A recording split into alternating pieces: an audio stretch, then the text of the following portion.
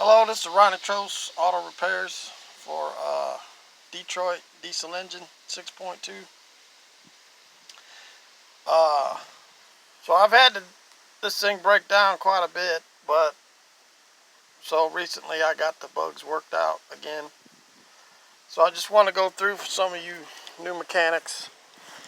Let me show you the engine. This is the Detroit Diesel engine. Air conditioner doesn't work, but most everything else works. So I'm going to start in the back. I'm going to follow. Usually the thing that causes this to not run is the fuel. Once the fuel stops, you're in big trouble. So I can't show you because it's full of junk right now, but you want to start at the fuel tank. And the easiest way to do that is to cut out the metal where the lines come in so you can access the top of the fuel tank. It's not a big deal because you'll see in a lot of cars, if you take the back seat out, you'll see the top of the fuel tank, the little hoses. So it's basically, there's nothing on top of it except foam for the back seat. So instead of having to work on it by dropping your fuel tank, then I put a piece of wood on top of it. So at least you can see your hoses if you want to pull out your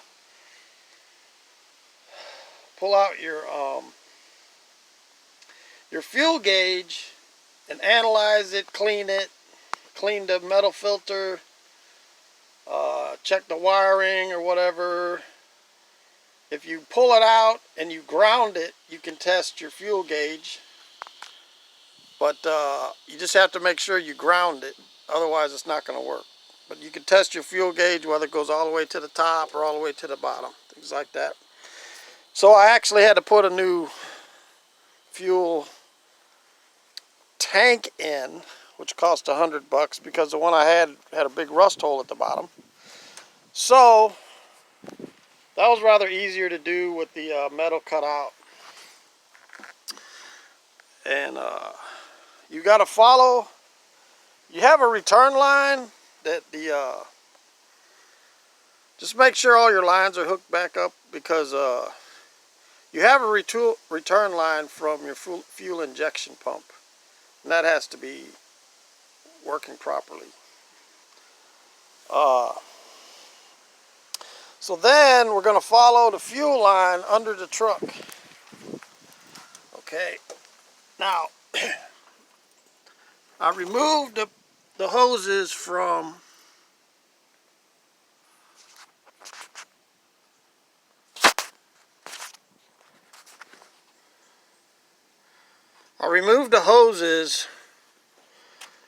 the mechanical fuel pump, because the last thing you want to do in an emergency situation is have to pull off your mechanical fuel pump.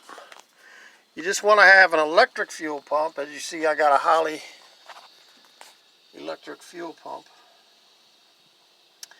and I have a big fuel filter in case.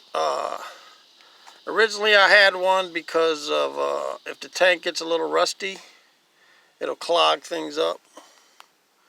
So you want to have, what they give you when you buy an electric fuel pump is a little bitty filter for basically for gas engine, because gasoline's pretty pure unless it's rusty.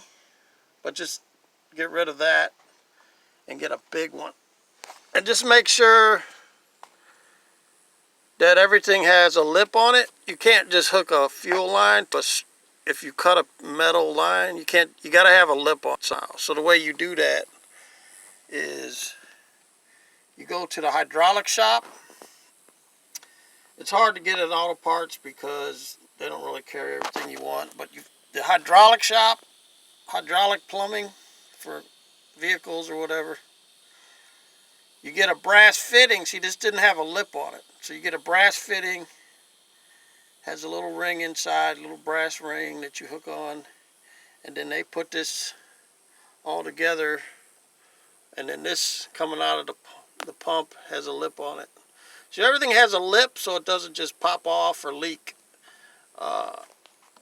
You never just go straight straight metal fuel line with no lip on it. And the biggest filter, and the other thing is when you get this filter, which you can see the number if you want, remember that number, because when they start asking you, if you go to AutoZone or whatever, auto parts store, they're going to ask you the type of vehicle, but it's not made for the vehicle, and they're never going to find this filter. So if you just remember this filter number,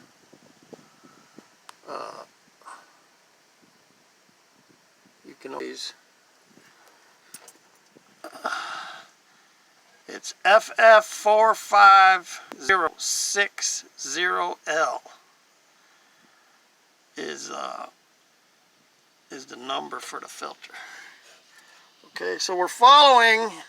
Filter goes before the pump because the pump wants to be not clogged up. So the filter goes before the pump. You see the little arrow? There's arrows. Follow the arrows. Goes back into metal. Okay, so all of that has to be in good working order. Most important.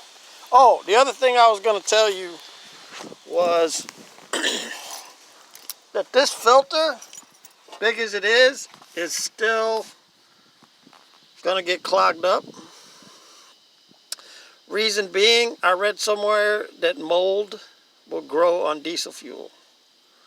So what I did is I just made a commitment that every year on a particular date, I'm going to change this. That way the mold, that's what happened when the last time it died, was this was clogged up. Even though it was fairly new and hardly even used, was because if the fuel just sits in there in the back of the house for a year, it could be growing mold.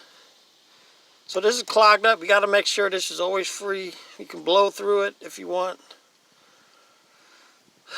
but change it every year for the purposes of the mold. Make sure when you turn the key on that this thing starts pumping out lots of fuel if you want. And one way to do that without taking it apart is unscrewing the top of this fuel filter. It's actually a water separator fuel filter.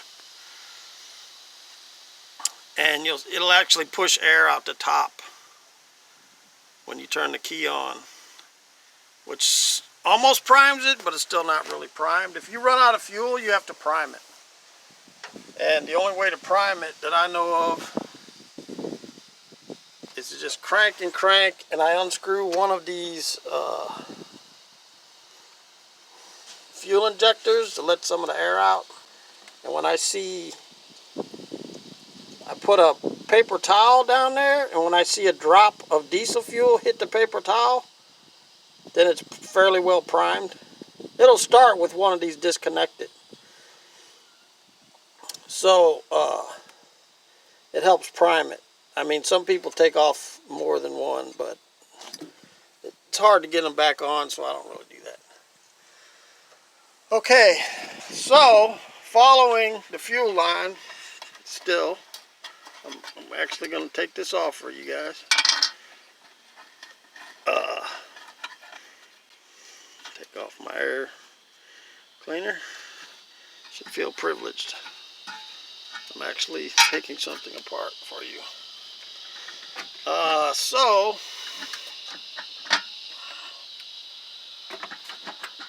there is another filter which I bought new too.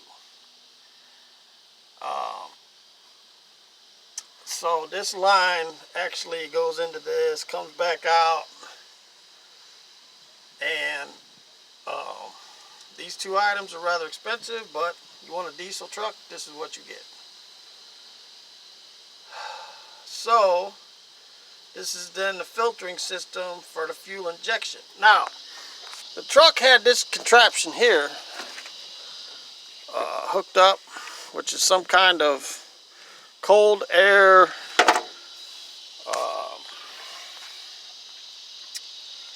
I guess idle control to warm up the engine. But having it on there, it really blocks. I'm in Florida, I don't need it. Having it on there really blocks what you're really trying to do. Sort of like when you build a hot rod, you don't want a bunch of junk hooked to your carburetor and blocking everything.